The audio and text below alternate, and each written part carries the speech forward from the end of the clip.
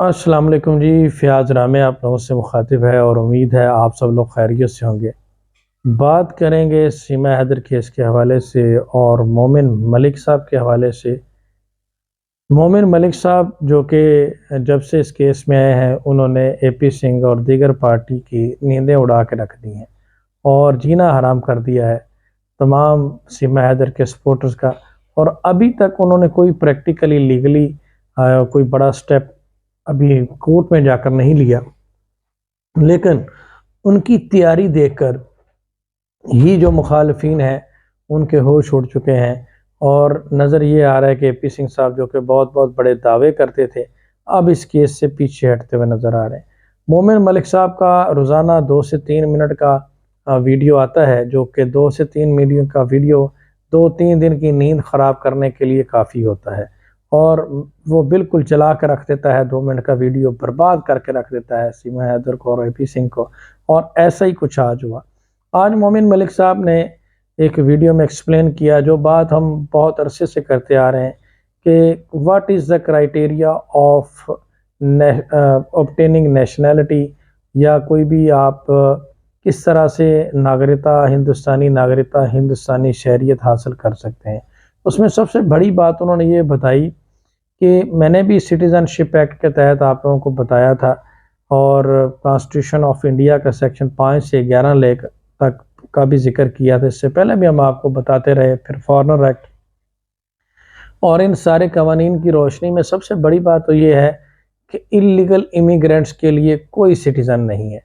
और यही बात आज मोमिन मलिक साहब ने की कि अगर आपने पाकिस्तानी है, आपने सिटीज़न लेनी है तो आपको 7 साल के लिए भारत में रहना होगा और 7 साल रहने के बाद लीगल तरीके से आपको जस्टिफाई करना होगा कि आपको किस बुनियाद पर शहरियत चाहिए।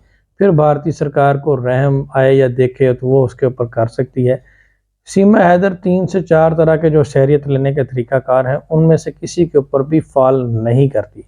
पहला तरीक़ाकार अगर आप देखें तो वो ये है कि अगर आप फॉरेनर हैं, किसी बैरून मुल्क से हैं, तो फिर आप 7 साल भारत में रहेंगे और उसके बाद आपको शहरियत मिलेगी। और ये जो पहले थी वो 10 ईयर थी, फिर इसको 7 साल कर दिया गया। फिर इसके अलावा अगर आप जो है वो फॉरेनर हैं लेकिन आपके बाप दादा जो हैं वो यहाँ से हैं, तो फिर आपको भारत में आकर रहना होगा 12 साल तक। और देन उसके बाद आप वो नेचुरल प्रोसेस के ज़रिए, पेरेंट्स के ज़रिए, बाप दादा के ज़रिए वो नेशनलिटी भारत की ले सकते हैं। इसी तरह से कोई शादी कर लेता है या इस तरह से आ जाता है तो उसमें फिर दोनों का एक होना, एक का हिंदुस्तानी होना ज़रूरी है। और ऐसी सूरत हाल में भी आपको मैरिज रजिस्ट्रेशन सर्टिफिकेट और दीगर फॉर्मेलिटीज़ पूरी करना होगी, फिर आपको जो है वो शहरियत मिलती है। या फिर कोई नया बच्चा पैदा होता है तो वो भी अगर लीगल मैरिज के ज़रिए वो उनमें से अगर दोनों में से एक उसका वालिद या मदर हिंदुस्तानी है तो ऐसी सूरत में उसको नेशनलिटी मिल सकती है। लेकिन ये सारी सूरत हाल में सीमा हैदर कहीं भी फिट नहीं होती। आज आके वो मैरिज रजिस्ट्रेशन वाले केस में फ़िट होती है, लेकिन मैरिज तो उसकी हुई नहीं, वहाँ पे भी फुल स्टॉप लग गया। वो तो अभी गुलाम हैदर से डिवोर्स ही नहीं हुई।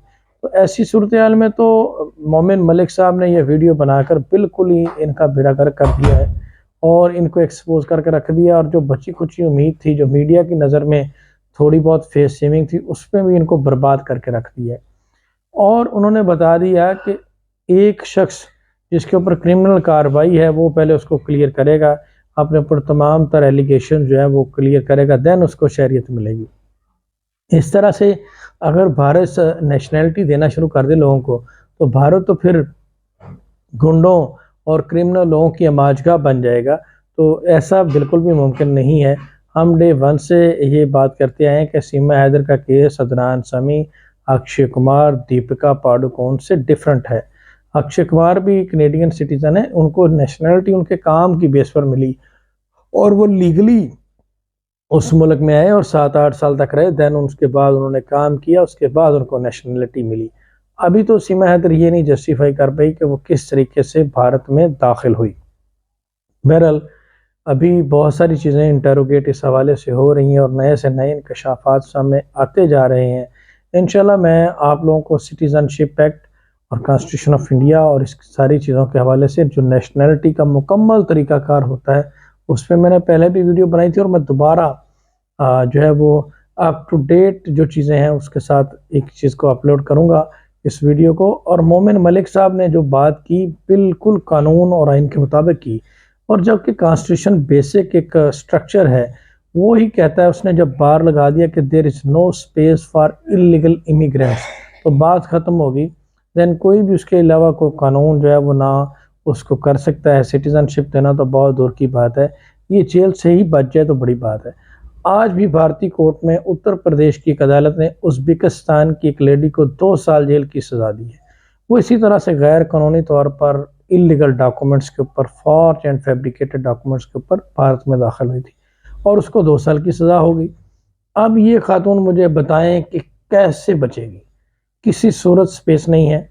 और जो मोमिन मलिक साहब इस चीज़ पे ये जो इतनी मेहनत कर रहे हैं, जो नेपाली एम्बेसी जा रही है, मुख्तलिफ़ जगहों पे जा रहे हैं और कोशिश कर रहे हैं, उसका मकसद सिर्फ यही है कि वो इस केस को एक टेस्ट केस बनाना चाहते हैं और वो इस केस को एक एग्जाम्पलरी केस बनाना चाहते हैं ताकि आने वाले वक्त में जो लोग हैं वो इससे एक एग्जाम्पल लें और कोई भी सीमा हैदर की तरह दोबारा जुर्त ना करे।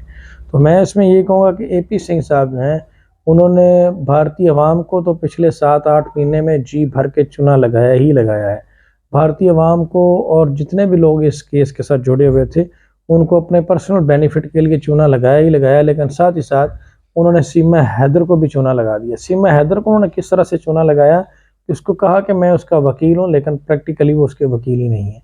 और उन्होंने आज तक जितनी भी एप्लीकेशन और जितनी भी भोंडी हरकत उससे करवाई हैं वो सारी की सारी अभी सीमा हैदर के अगेंस्ट जा रही हैं और वही स्टेप सारे उसको जेल की तरफ लेके जा रहे हैं और अभी इनका बचना बिल्कुल नामुमकिन सा हो गया है। और मोमिन मलिक साहब ने जो चीज़ें की हैं, अगर AP सिंह साहब समझते हैं कि वो सच्चे हैं तो इसके मुतबादल हमें रेफरेंस ला के दिखाएँ और साबित करें कि कहाँ लिखा हुआ है कि एक FIR वाले शख्स को नेशनैलिटी मिल सकती है और मोमिन मलिक साहब गलत कह रहे हैं। आप सब लोगों का बहुत शुक्रिया, अपना ख्याल रखिएगा, दुआ में याद रखिएगा। अल्लाह हाफ़िज़।